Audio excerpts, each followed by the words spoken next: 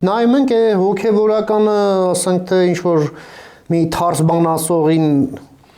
այն բռնցքա մարտիկ իլնս լավ պարապած հարվածով իջնում է ծանոթին, հա, դրանից ինչ պիտի սպասի, ինչ խոսք պետք է սպասես։ Պարոն Մեհրաբյան, ո՞րն է լինելու այն վերջնակետը, այն հատակը, ներողություն եմ խնդրում բառիս համար, որից այն կողմ այլևս, չգիտեմ, կաթողիկոսը կհասկանա, որ սա արդեն այն պահն է, որ պիտի հեռանալ, որովհետև ճիշտ ասացիք, Մարսելում վանկարկում էին